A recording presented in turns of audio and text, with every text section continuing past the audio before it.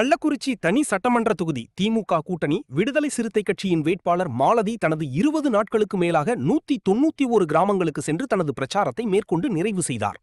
இந்நிலையில் பத்திரிகையாளர் சந்திப்பில் கள்ளக்குறிச்சியில் பல்வேறு அடிப்படை பிரச்சனைகள் உள்ளது என்பது பல்வேறு கிராமங்களுக்கு சென்றபோது தெரிந்தது என்றும், குறிப்பாக சாலை வசதி, மின்சார வசதி, போக்குவரத்து வசதி இல்லாமல் பெண்கள் அவதிக்கு உள்ளாகி வருவதாகவும், ஆண்கள் 2 சக்கர வாகனத்தை உள்ளதால் வந்து விடுகிறார்கள், பெண்கள் மிகவும் அவதிக்குள்ளாகி வருகிறார்கள் எனவும், அதேபோல் ஒரு சில கிராமங்களில் வீடு இல்லாமல் சாலையோர வசித்து வருகிறார்கள், அவர்களுக்கு பட்டா வழங்க வேண்டும், வீடும் கட்டித்தர வேண்டும் என பல்வேறு அடிப்படை வசதிகள் இந்த பின்தங்கிய மாவட்டத்திற்கு தேவைகள் உள்ளது எனவும், குறிப்பாக குறிப்பிட்ட இடங்களில் மின்சார வசதி இல்லை என்பது மிகவும் வருத்தமளிக்கிறது எனவும், அதற்குண்டான நடவடிக்கையை நான் எடுப்பேன் எனவும், ரோடு மாமந்தூர் என்ற கிராமம் உள்ளது.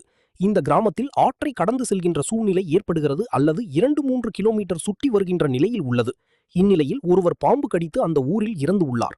இந்த ஆற்றுப்பாலத்தில் பாலம் இருந்திருந்தால் அந்த ஊரியை காப்பாற்றி இருக்கலாம் எனவும் அந்த கிராம மக்கள் தெரிவித்தனர்.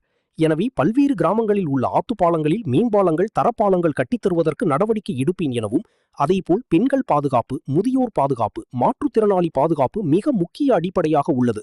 அவர்களுக்கு அவர்களுடைய குடும்பம் மிக முக்கியம். அதனால் தொழிற்சாலை அமைத்து தர நடவடிக்கை எடுக்கப்படும். பணிகளுக்காக வெளியூர் செல்கின்ற நிலையை ஏற்படுகிறது.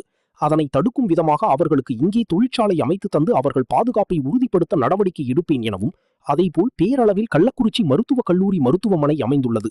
அங்கு அடிப்படை முக்கிய உபகரணங்கள் இல்லாமல், எனவே அதனை முழுமைப்படுத்த நடவடிக்கை எடுக்கப்படும் எனவும், அதேபோல் கள்ளக்குறிச்சி மாவட்டம்